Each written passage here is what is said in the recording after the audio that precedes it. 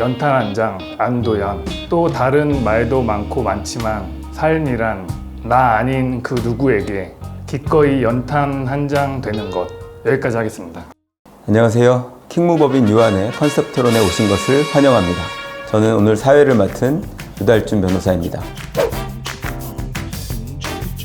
오늘은 장안의 화제인 드라마 얘기를 해볼까 합니다. 이상한 변호사 우영우인데요. 실제 재판과 흡사한 진행으로 변호사들 사이에서도 굉장한 호평을 받고 있는 드라마입니다. 오늘의 주제, 논란의 우영우 11회 특정인을 위한 헌정 영상이다. 헌정 영상 아니다. 토론 스타트.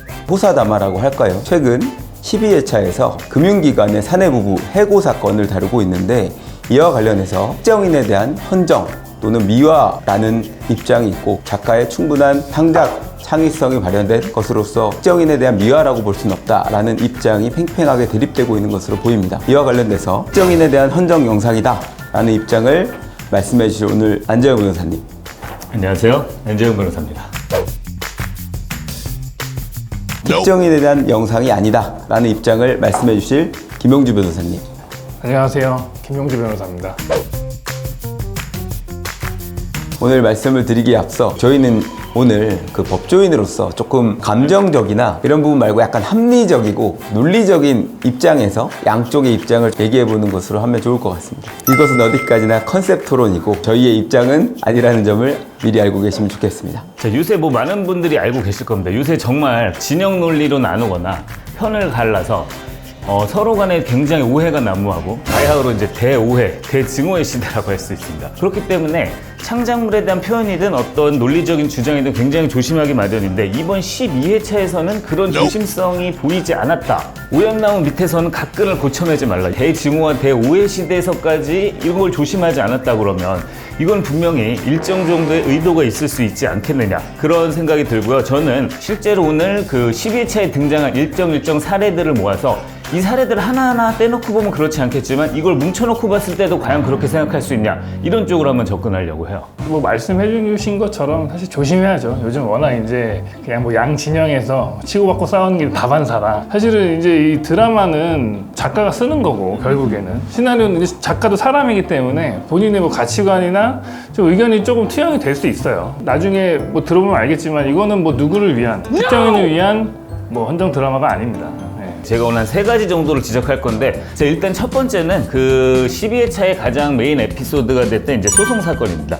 제가 이제 좀 오늘 팩트 체크를 좀 확실히 해야 될 것 같아서 오늘 좀 보면서 얘기를 하겠습니다. 평소와 달리 자료를 좀 준비했습니다. 과거에 실제로 이런 사건이 있었어요. IMF 시기에 이제 1999년 농협에서 진행한 사내부부 퇴직 압박 사건이 분명히 있었습니다. 당시에 이제 농협 내 부부들을 대상으로 드라마 유사한 부부들은 이제 생활 안정자니까 너네 둘 중에 하나가 나가라, 이렇게 압박을 한 사건이고, 사실은 이 사건도 거기서 이제 모티브를 따온 걸로 보이는데, 근데 이제 여기서 문제는 이 사건들의 이제 변호를 맡은 사람이 그 특정인, 우리가 지금 얘기하고 있는 특정인과 여성 민우회 측이 이제 맡았고요. 실제 결과 자체도 이쪽 여성들 측이 이제 패소를 한 그런 사건이었어요. 이거 어떠세요?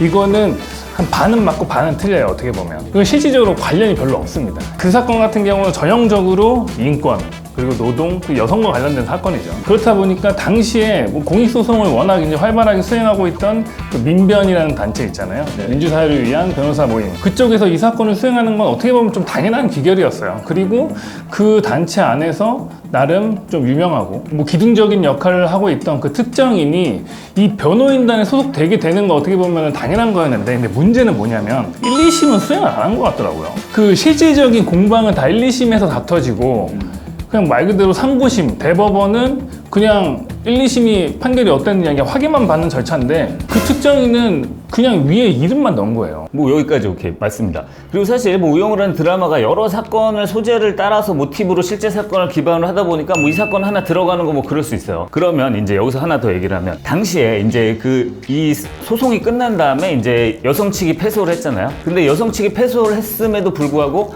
우리는 의미 있는 패소였다라고 하면서 이제 옥상 정원, 옥상 텃밭에 모여서 이제 비빔밥을 이제 먹는 과정이 있어요. 이거를 조금 법정 드라마에 이게 꼭 꼭 있어야 되냐라는 논란도 있었는데 문제는 그 옥상 정원이라는 게 특정인이 추진하던 사업 중에 이제 대표적인 사업 중에 하나였다. 이게 또 이제 문제가 되고 있단 말이야. 두 가지가 겹쳐지면서 이거 뭔가 특정인에 대한 의도가 있는 거 아니냐 이런 의혹들이 더 나오고 있는 것 같은데 이거 어떻습니까? 그러니까 이제 옥상 정원이라는 게 사실 그렇게 뭐 어려운 표현이 아니에요. 사실 저희 집만 해도 저희 부모님이 베란다에서 그 텃밭을 키우세요, 실제로.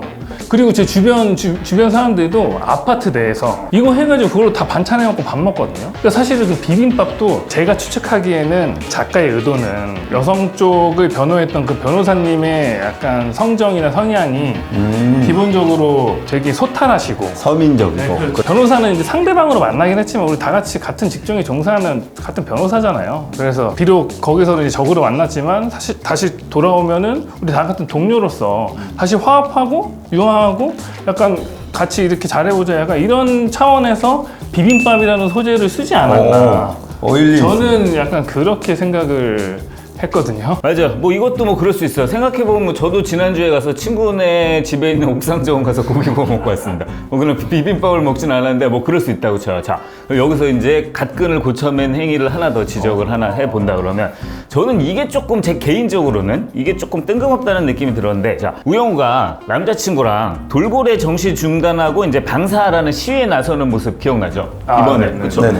근데 사실 이거는 소송이랑도 관계없고 중간에 데이트를 하러 갔는데 물론 우영우가 고래를 좋아하는 건 맞아. 계속 나왔는데 갑자기 안 하던 거를 2회차에서 뜬금없이 갑자기 돌고래를 방사하라는 그것도 데이트로 이 장면이 들어가는 게 저거 좀 어색하다라고 싶은 생각이 들었는데 문제는 이 특정인도 사실은 이런 행위에 동참을 해서 실제로 동물원에서 키우던 돌고래가 방사된 적이 있었다.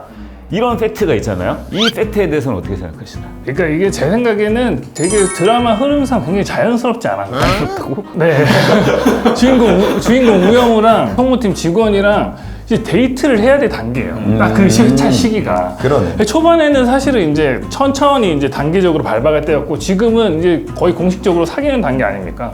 그래서 데이트를 하는데 그 얘는 1화부터 맨날 고래를 울고짖던 애고 사실 그런 친구라면은 충분히 데이트 과정 속에서 원래 우영우는 그 맛집 탐방도 그 김밥만 먹으러 다니는데 그리고 원래 그 방사운동 같은 경우는 돌고래를 좋아하는 사람들이면 다 아는 운동 아닙니까? 그러니까 되게 둘 사이에 이제 러브라인을 좀 더 증폭시킬 만한 그런 회차였다고 생각하고 그리고 진행 상황에서 자연스럽다. 그렇죠. 충분히 한번 나올만 합니다. 고래를 너무너무 사랑하는 우영우 캐릭터상 그렇죠. 자연스러운 거다. 돌고래 그 방사 운동에 대해서는 그 특정인 말고도 이제 워낙 사회 운동가들이 많이 얘기했던 거라서 이것도 그냥 우연의 일치라고 봅니다. 제 생각에는. 하나하나 다 띄워놓고 보면 뭐 괜찮을 수 있어요. 괜찮을 수 있는데 이 행동들이 뭉쳐서 되다 보니까는 오해를 불러일으키고 세 가지에다가 더 해보자면 자, 문 작가님이 하자센터에서 운영하는 대안학교 출신이라는 걸 뭐 많은 분들 알고 계실 거예요. 근데 이 하자센터가 아름다운 재단의 교육 지원 사업의 대상 중에 하나였거든요. 근데 이 아름다운 재단의 설립자가 또 특정인이에요. 근데 사실 저도 뭐 여기까지 이걸 갖고 뭐 내부 커넥션이 있네, 뭐 그 헌정의 직접적인 증거네라고까지 말할 수는 없는데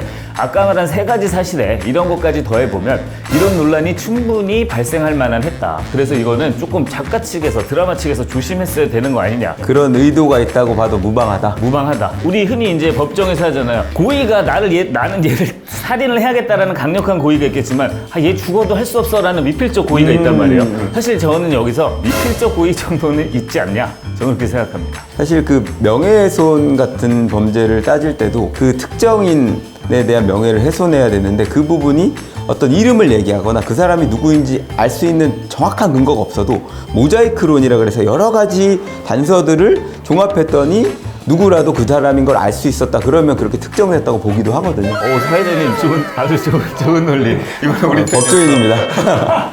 뭐 하시고 싶은 말씀 또 근데 있으시죠? 저는 뭐 애초에 처음부터 이건 뭐 전혀 연관성이 없고 이제 물론 우연히 반복되면은 좀 그런 의심을 할 수는 있어요. 근데 이건 어디까지나 우연이고 드라마는 드라마다. 드라마는 드라마다. 드라마는 드라마로만 이제 보는 게 사실 각자의 그 심신 안정에도 좋고 저는 굳이 이렇게 일을 크게 만들 필요는 절대 없다고 생각합니다. 이제 요새 어느 때보다도 법정물을 다룬 드라마들이 많은데 작가분들은 글을 잘 쓰시긴 하지만 소송에 대해서 잘 모르기 때문에 기존에 있었던 사건 그리고 되게 극적으로 해결됐거나 안타까운 사건들을 모티브로 할 수밖에 없다는 한계는 있는데 이 타이밍에 이 사건이 어떤 의도를 갖고 있었느냐 그렇게 볼 만한 여지가 있다라는 입장과 아니 이거는 그냥 이 사건 자체를 다루는 것으로 족하지 누군가를 위한 영상은 아니었다 이런 의견이 있을 수 있는데 오늘 그 두 변호사님이 나름대로 우영우 애청자로서 굉장히 준비를 해서 의견을 냈습니다. 논란이 예상되는 영상이기 때문에 저희도 좀 걱정이 되는데요. 하여튼 컨셉 토론인 만큼 컨셉은 컨셉으로만 받아들여 주시면 좋겠습니다. 네, 오늘 컨셉 토론 여기까지 하겠습니다.